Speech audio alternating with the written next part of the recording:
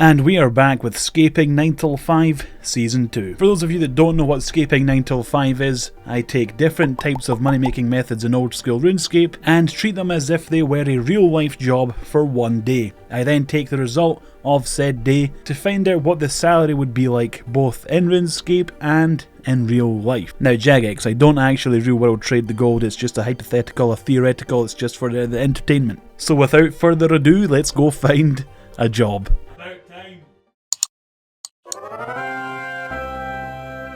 The Kebos lowlands is a brand new region with brand new NPCs, which means brand new job opportunities. I'm currently trying to get to the top of Mount Carulum. I'm not entirely sure how you pronounce the new mountain in the Kebos lowlands, but I've heard tell that there's some interesting NPCs at the top of here that will give me a job.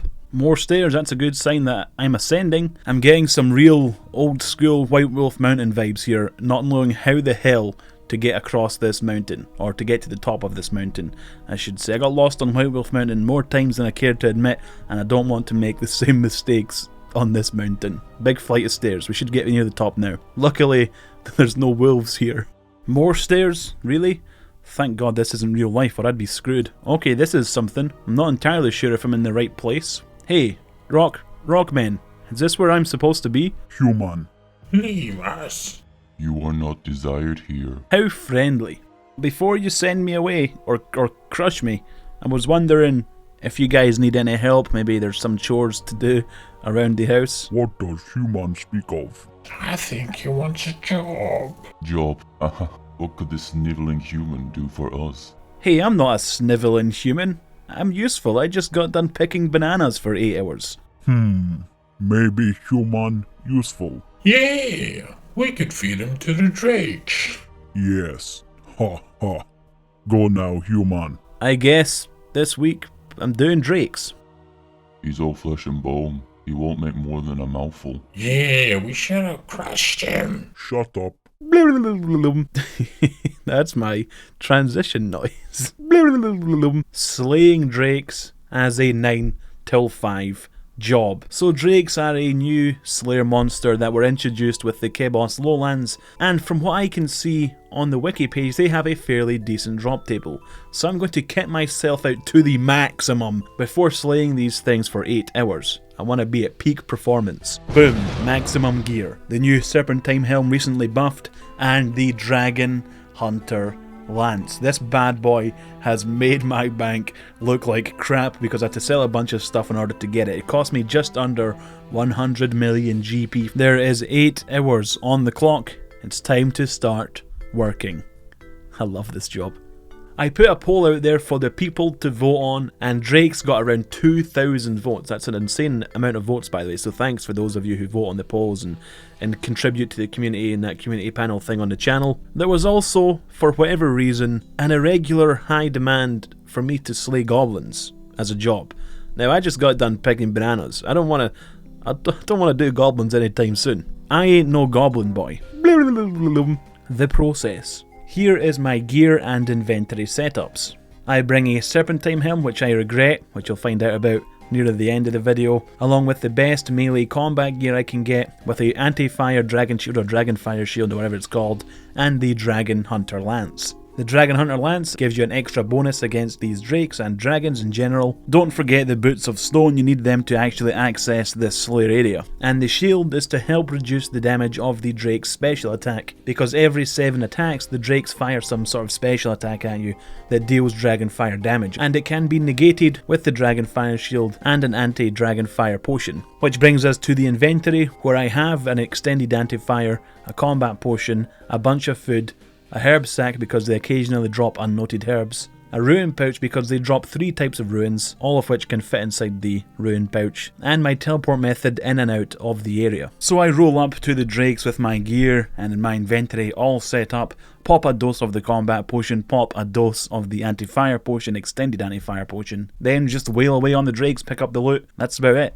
really, it's nothing too complex. Fortunately for me, sometime after the Drakes came out, Jagex decided to make it so their special attack, their Dragonfire attack, was avoidable by getting full Dragonfire protection with the shield and the potion. So with that change, they are completely AFKable. They do hit high, but they're very inaccurate, so it's only occasionally they hit high.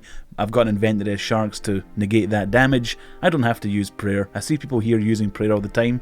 I don't really know why. A full invented of sharks does it for me. After running out of sharks or filling up with loot, I teleport to my player-owned house, use the rejuve pool to get all my HP, prayer, energy back, then use the fairy ring back to the base of Mount Cardulum or whatever it's called. Make the climb to the top using the agility shortcut. Yes, I do actually know how to get up to the top of this mountain. Run to the bank to the north, deposit all the loot, reset up my inventory, head down into the cave, slay some drakes. We're almost halfway into today's shift, which means it is time for bonus facts. These guys are called the Tasakal, and they are actually Tazar, the guys underneath Karamja volcano, but they left a very long time ago to come to this place, and the reason they're all blue instead of red and orange in the lava colours is because this water that's on the mountain isn't actually water. I only just realised this. All the water outside and inside the mountain is actually blue lava. And the reason the lava is blue is because this whole Mount Cardulum area is inspired by the real-life Aegean volcano in Indonesia, which is famous for its electric blue sulfuric flames. It turns the lava blue, basically all the sulfur and stuff makes the lava blue, which is pretty cool. It's not boiling water like I thought. I sell t-shirts, by the way, if you didn't know. You probably did know because they're in. I do it now in every video, but if you just subscribed and you're thinking, hey, I want a t-shirt. If you need t-shirts, don't go shirtless. Buy a t-shirt. Another bonus fact, all of the new unique Slayer monsters in this Slayer dungeon were created by the same race of people who created dragons, the Dragon King. So there was one Dragon King dude who came to this cave, he made the worms, said they sucked, then he made the drakes, he said they sucked, then he made the hydras, and he said they sucked, then he made the super hydra, the boss hydra. Or did he make the boss hydra and then make all the other crap? I don't remember, but that's the lore. And these bonus facts were brought to you by the oldschool.runescape.wiki. Not sponsored, by the way, it's just a cool website that every old school RuneScape player should use, or at least know about, because it has everything. It has guides and money making methods on it. It tells you everything about the game that you need to know, so you don't have to keep asking questions in the clan chat and at the GE. We have roughly 1 hour left in this Scaping 9 till 5 session doing the drakes, and so far nothing exciting's happened. I haven't had any of the drops, the unique drops, which are worth quite a decent amount of money. These drops, if you look at the wiki, it says they're 1 in 2,500 chance of dropping. That's only off task, which I am. I'm not doing this on task. If I got one of these drops, that would be extremely rare. However, if you're doing drakes on task, it's only 1 in 500 or so chance of getting these items. The time is ticking. This is our last drake.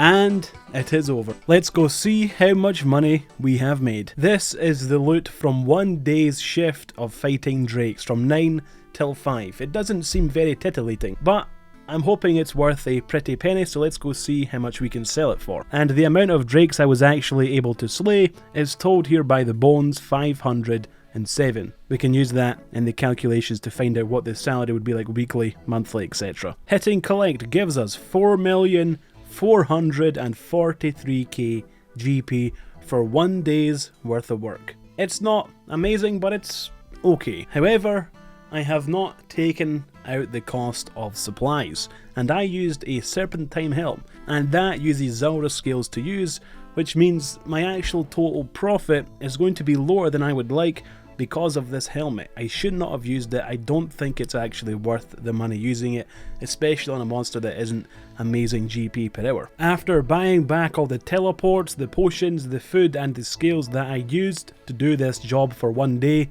I have 3.4 million GP profit. So 8 hours of doing drakes, aka 1 working day, is 3.4 mil, which means every hour I'm making 435k.